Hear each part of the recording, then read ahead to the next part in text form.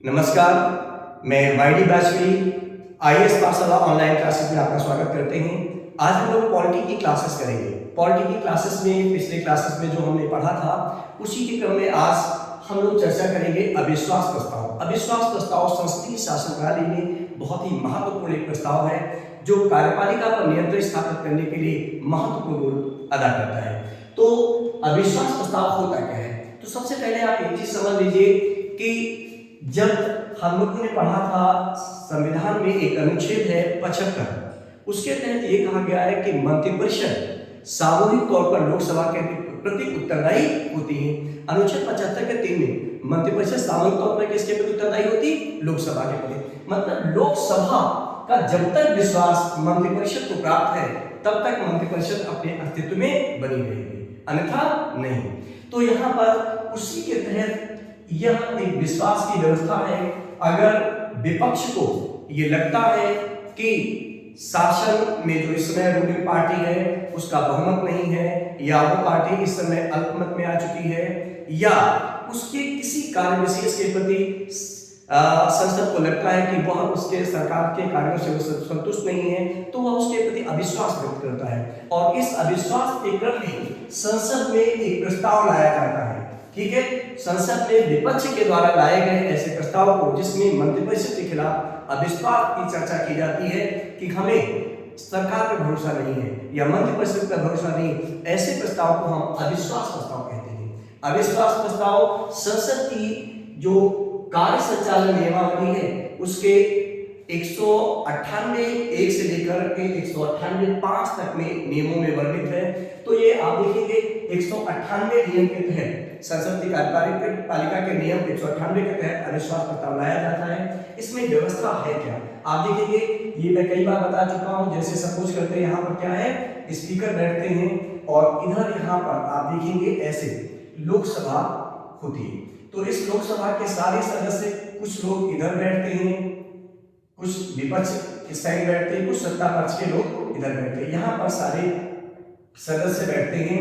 अब एक साइड में रूलिंग पार्टी के लोग होते हैं, एक तरफ अपोजिशन के पार्टी के लोग होते हैं।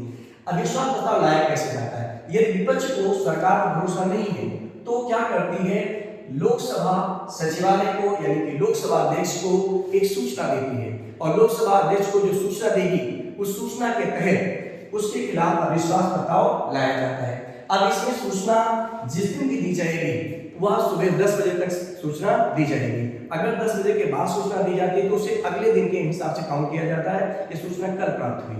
तो अगर 10 बजे तक सूचना प्राप्त दी जाती लोकसभा को, तो लोकसभा अध्यक्ष सारे काम को बंद करके, अगर वो एक्सेप्ट करता है, अगर लोकसभा अध्यक्ष इस प्रस्ताव को एक्सेप्ट करता है कि हाँ वो इसके लिए सदन में चर्चा कराने के लिए तैयार है अविश्वास प्रस्ताव पर, अगर वो इसे एक्सेप्ट करता है तो क्या करेगा, सारे कार्य को बंद करके 10 दिनों के अंदर अविश्वास प्रस्ताव स्वीकार किए जाने के 10 दिन के अंदर उस प्रस्ताव पर चर्चा कराई जाती है। अब यहाँ पे ध्यान से देखेंगे, जैसे ये अविश्वास प्रस्ताव मंत्रिपरिषद के खिलाफ लाया जाता है तो सामूहिक मंत्रिपरिषद के खिलाफ ये प्रस्ताव लाया जाता है। इस प्रस्ताव में अगर मंत्रिपरिषद के खिलाफ जो प्रस्ताव लाया गया, विपक्ष लाता है, 10 दिन के अंदर इसमें कार्रवाई होती है, लेकिन ये शर्त ये रखी गई है 50 सांसदों का समर्थन होना चाहिए। सांसदों, अगर इस प्रस्ताव पर कम से कम 50 सांसद समर्थन देते हैं यानी कि अपने साइन करते हैं इस प्रस्ताव पर, तभी स्पीकर के द्वारा यह प्रस्ताव स्वीकार किया जाएगा। जब यह प्रस्ताव स्वीकार कर लिया जाएगा तब इस पर चर्चा प्रारंभ होगी, और चर्चा प्रारंभ होने के बाद इसमें मतदान का प्रावधान है, बाद में मतदान होता है। अब यहाँ पे ध्यान से देखेंगे, जब चर्चा प्रारंभ होती है विश्वास प्रस्ताव पर, तो चर्चा में विपक्ष अपने वो आरोपों को लगाता है जिस आरोपों के आधार पर वो मंत्रिपरिषद पर अविश्वास व्यक्त करता है, और फिर उसका जवाब देने के लिए प्रधानमंत्री, चूंकि लोकसभा के नेता होते हैं तो प्रधानमंत्री उसका जवाब देने के लिए खड़े होते हैं और अपना जवाब पेश करते हैं। इस पर काफी लंबे समय तक चर्चा चलती है, और फाइनली जब इस पर वोटिंग होती है, वोटिंग होने के बाद यदि यह 50% 1+1 यानी कि आधे से एक अधिक यानी कि मेजोरिटी से यदि यह प्रस्ताव पारित हो जाता है तो मंत्रिपरिषद को हर हालत में अपना इस्तीफा देना ही होता है। मतलब अगर अविश्वास प्रस्ताव पारित हो गया तो मंत्रिपरिषद पद से हट जाती है। तो ये कहलाता है अविश्वास प्रस्ताव।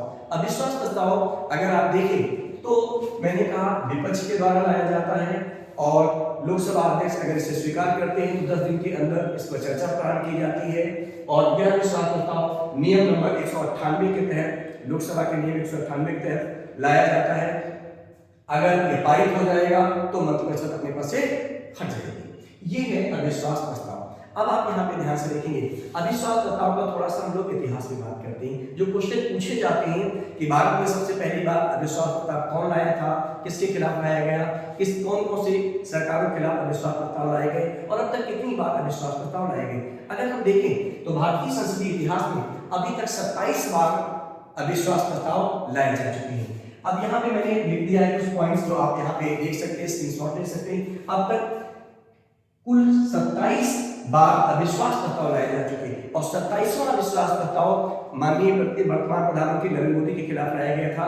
27वां अविश्वास प्रस्ताव लाया गया था। तो ये 27 बार टोटल अविश्वास प्रस्ताव लाए गए। सबसे पहला अविश्वास प्रस्ताव 1963 में जवाहरलाल नेहरू के खिलाफ जेबी कृपलानी द्वारा पेश किया गया था।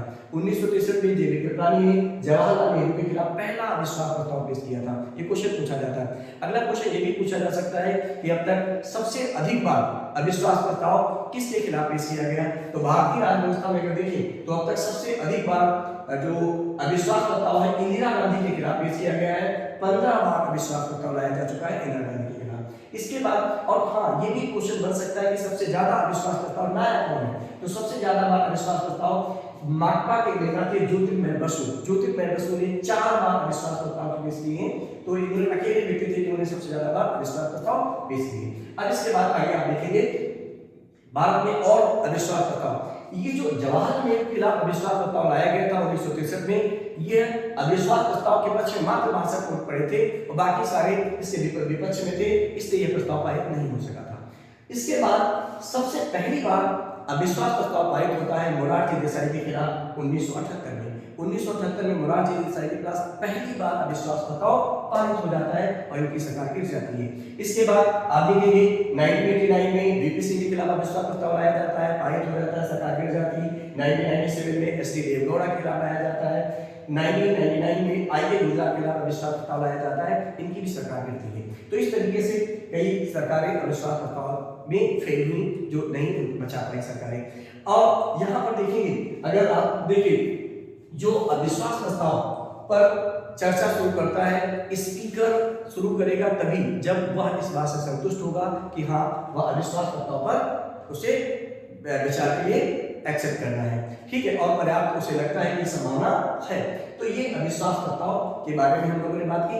अविश्वास प्रस्ताव पे सामान्यतः जितने क्वेश्चन पूछे जाते हैं वो यही हैं, ज्यादा इसके डिटेल में नहीं पूछे जाते। ये ध्यान रखेंगे अविश्वास प्रस्ताव कम से कम 50 सांसदों के द्वारा समर्थित होना चाहिए और यह साधारण बहुमत से पारित होता है। इसके पास होते ही लोकसभा में जो मंत्रिपरिषद है वो चली जाएगी। अब यहाँ पर एक क्वेश्चन और पूछा जाता है अविश्वास प्रस्ताव किस सदन में लाया जाता है। तो अविश्वास प्रस्ताव केवल और केवल लोकसभा में ही पेश किया जाता है, क्योंकि संविधान का अनुच्छेद 75 कहता है कि मंत्रिपरिषद सामूहिक तौर पर किसके प्रति उत्तरदायी है, लोकसभा के प्रति। इससे अविश्वास प्रस्ताव केवल और केवल लोकसभा के प्रति यहाँ पर लाया जाता है। तो और यहाँ भी ध्यान रखेंगे कि 3 बार अविश्वास प्रस्ताव लाल बहादुर शास्त्री के खिलाफ लाया गया था, 3 बार अविश्वास प्रस्ताव पीवी नरसिम्हा राव के खिलाफ लाया गया था। तो उनके खिलाफ 3 बार अविश्वास प्रस्ताव लाया गया। सबसे ज्यादा बार इंदिरा गांधी के खिलाफ लाया गया था। इस तरीके से एक बार 1998 में अटल बिहारी वाजपेयी की सरकार थी, वह विश्वास मत अपना जीत नहीं पाई थी। हाँ एक चीज मैं यहाँ पे बताऊंगा कि विपक्ष अविश्वास प्रस्ताव लाता है और पक्ष यानी सत्ता पक्ष विश्वास प्रस्ताव लाता है। ऐसा भी होता है कि कई बार सत्ता पक्ष को विश्वास प्रस्ताव पेश करने के लिए कहा जाता है कि आप अपना विश्वास सिद्ध करें। ऐसे 1998 में जब अटल बिहारी वाजपेयी की सरकार थी तो विश्वास प्रस्ताव में एक वोट से हार गई थी। तो आज हम लोगों ने बात की अविश्वास प्रस्ताव, उसमें सिर्फ इतना सा ही। आप इसमें जितने भी इंपॉर्टेंट क्वेश्चन बन सकते थे वो हमने उस पर डिस्कस किए। आज इतना ही। Thank you.